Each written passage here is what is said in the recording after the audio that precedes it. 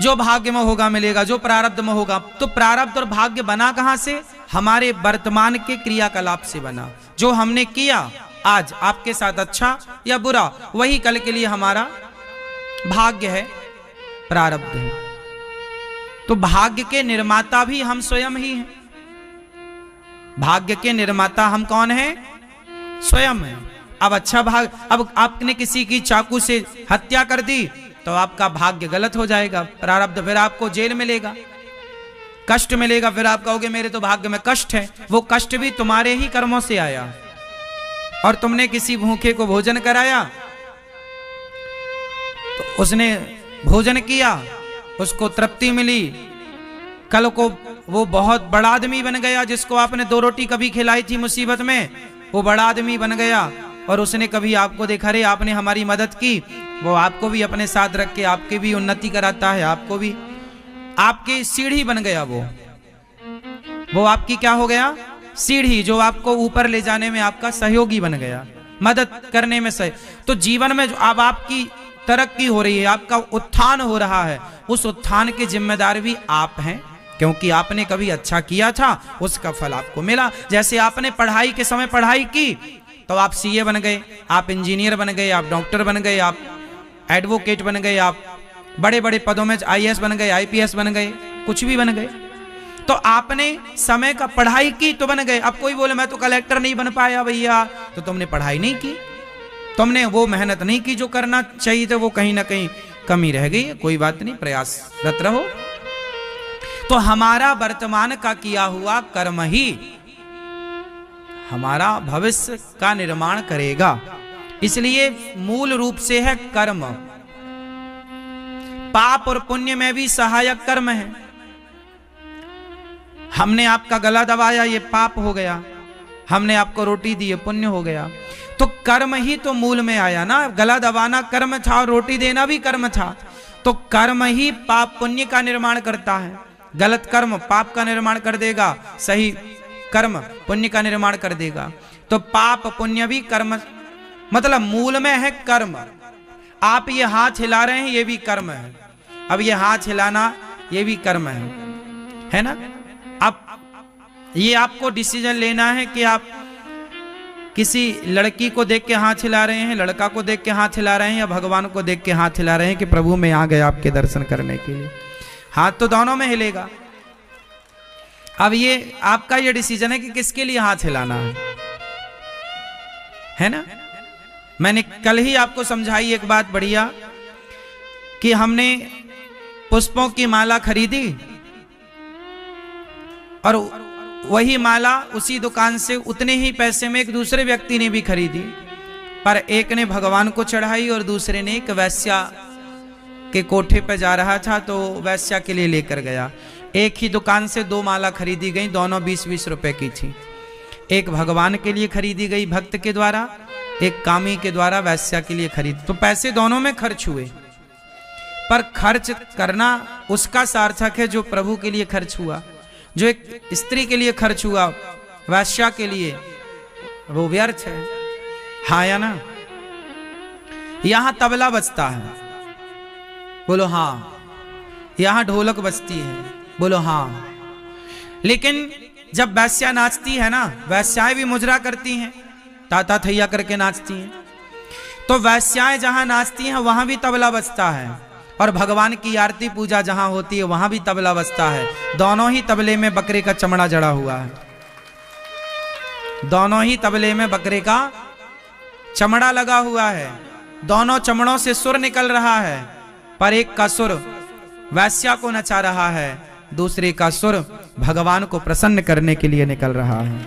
तो बस यही है कि तबला तो तबला है, पर वो बज कहां रहा है? मंदिर में या वैश्यालय में? बात समझ में आ रही है ना आपके? ईश्वर ने हम सबको सब कुछ बराबर बराबर दिया है। 2 पांव आपके, 2 पांव हमारे, 2 आंख आपकी, 2 आंख हमारी, 2 हाथ आपके, 2 हाथ हमारे, सब कुछ बराबर। कोई चीज ज्यादा नहीं है आपके पास। ईश्वर के घर से जब आए थे हम लोग तो सब बराबर बराबर लेकर आए थे। ईश्वर का बंटवारा बिल्कुल परफेक्ट है। माना कि कोई अंधा कोई लंगड़ा है, वो ठीक है कि उसका प्रारब्ध है, पर लगभग हम सब लोग 99% सबको ईश्वर ने बंटवारा बराबर किया है। क्यों मेरी माँ? तुम्हारी भी आंखें दो हैं, पड़ोसन की आंखें भी दो हैं, तुम्हारे भी पांव दो हैं, पड़ोसन की भी आंखें दो, हमारे भी पांव दो, आपके सब कुछ 10 उंगलियां हैं, ये देखो सबकी 2 अंगूठे और 4-4 उंगलियां, एक एक हाथ में 8-8 उंगलियां और 2-2 ये अंगूठा, 10-10 टोटल। पांव में भी यही सिस्टम है, हाथ में भी यही सिस्टम है। तुम्हारे भी नाखून है, हमारे भी, तुम्हारे भी बाल, हमारे भी बाल, तुम्हारे भी नाक में 2 छेद, हमारे भी नाक में 2 छेद। क्या अलग है? कुछ भी अलग नहीं है। ईश्वर ने बंटवारा जब किया तो सबको एक सा दिया। फर्क यहां है कि जब ईश्वर का बंटवारा हुआ और आप संसार में आए तो किसी ने अपनी इन आंखों से प्रभु के चरणों को देखा, तो किसी ने इन्हीं आंखों से पराई नारी को छिप छिप करके देखा। बस देखने का फर्क है। आंखें तो ईश्वर ने सबको दी हैं, आप देख क्या रहे हैं मायने ये रखता है।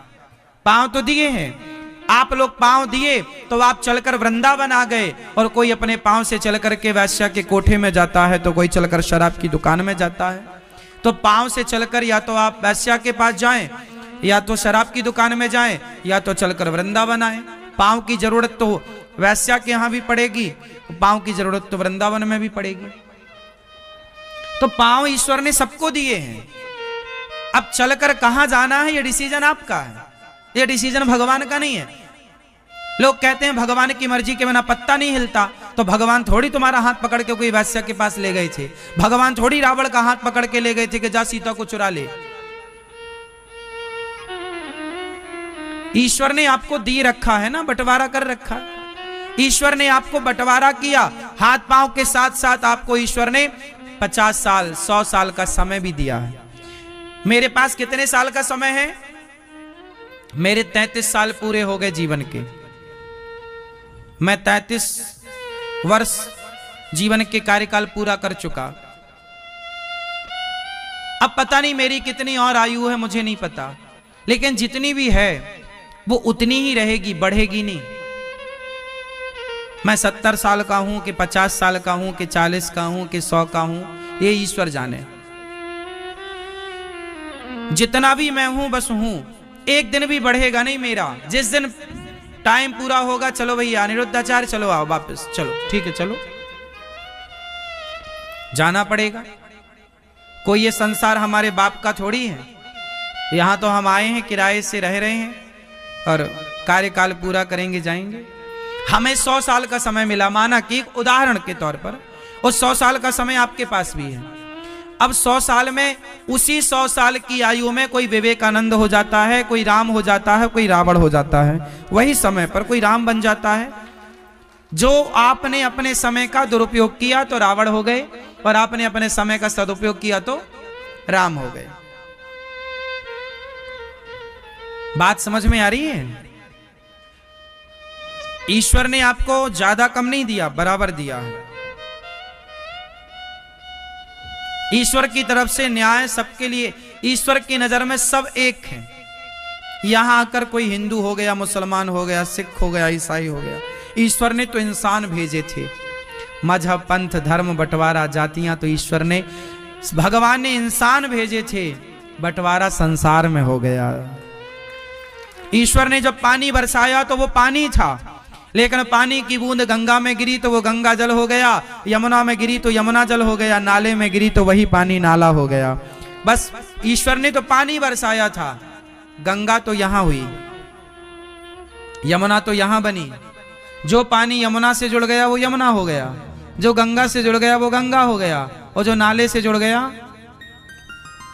ईश्वर ने ना तो नाला बनाया ना तो बंटवारा किया, ईश्वर ने तो केवल पानी बरसाया था, शुद्ध जल। वो संगति से हो गया। संगत गंगा की कर ली तो बरसता पानी गंगा बन गया, संगति नाले की कर ली, बरसता पानी नाला। संगत से गुण आते हैं, संगत से गुण जाएं, लोहा जड़ा जहाज में पानी में उतराए। संगत बड़ी मायने रखती है। अर्जुन ने कृष्ण की संगत कर ली और दुर्योधन ने शकुनी की संगत कर ली। जीत दुर्योधन की नहीं है, जीत अर्जुन की नहीं है, जीत अर्जुन की संगति की जीत है। संगति अच्छी होगी तो विजय आपकी है, संगति बुरी होगी तो पराजय आपकी है। संगत बहुत मायने रखती है। सलाम।